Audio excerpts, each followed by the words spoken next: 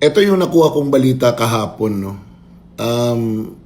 There are stories na magtatangka ang administrasyon ni Marcos na pasukin ang central office ng Iglesia ni Cristo dyan sa Commonwealth.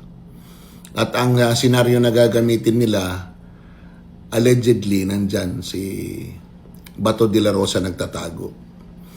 And that magkakaroon ng mga testigo na magsasabi na nakita nila, etc., etc.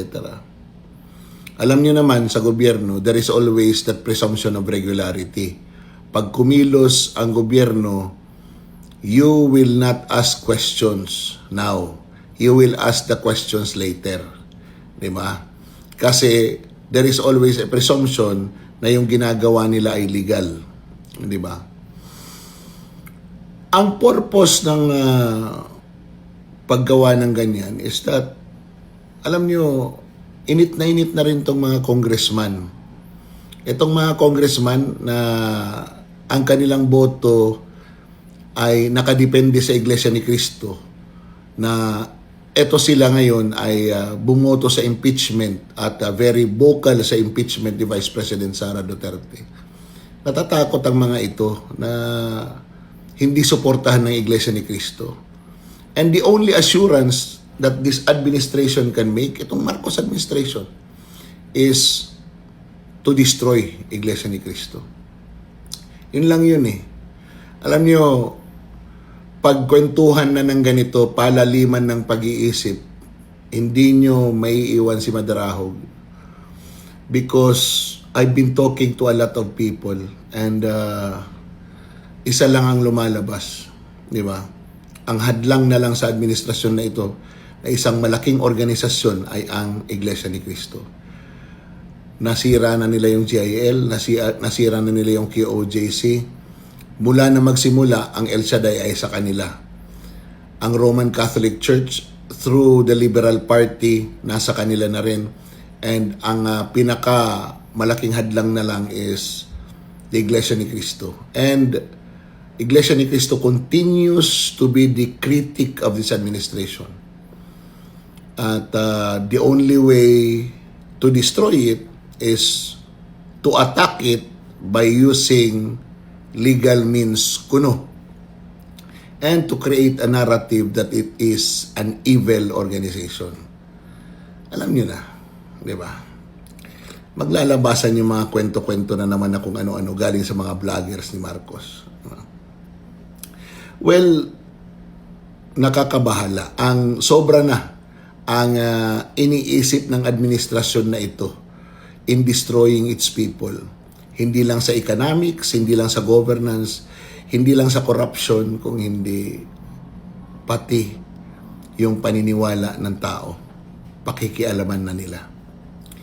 They are really afraid na at the turn of 2028, iba ang maging Pangulo at lahat sila habulin sa kanilang mga kasalanan.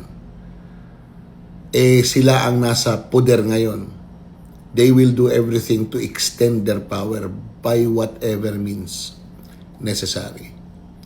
Alam niyo, maraming beses na pala nag-attempt ang administrasyon na ito na i-bait genuinely ang taong bayan at ang mga leader ng oposisyon na mag-create ng chaos para makapagdeklara ito ng martial law. Pero hindi nangyayari. These are stories. Siyempre wala naman aamin, wala naman magsasalita na talagang ganito ang pag-iisip ng administrasyon na ito.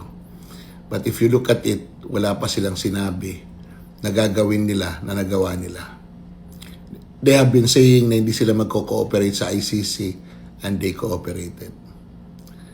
Sabi sila, walang warrant of arrest si Bato, at yet tinutulungan nila yung ICC na madakip si Bato for their own benefit. Diba?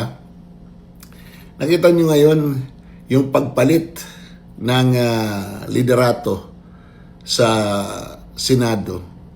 It is not about programs of government. It is about impeachment and the flood control issue.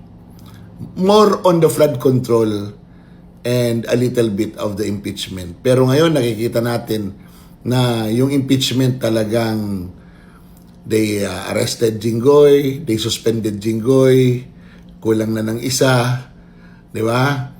Pag maaresto si Marcoleta, isususpend din, kulang na ng dalawa, magiging 22 na ang senador na boboto sa impeachment.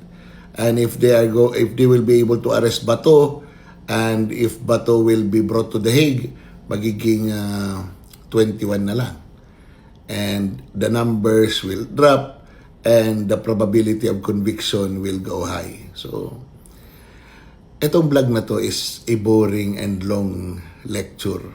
Pero, it goes to show that the Filipino people, the Filipino audience has already matured, and that they already acknowledge yung impormasyon na nanggagaling sa ibang tao na nakakapag-analisa is better than those that are prepared by the people of the government para isaksak sa utak ng mga Pilipino at paniwalaan ito para magtagumpay ang kanilang iniisip para sa kanilang mga sarili.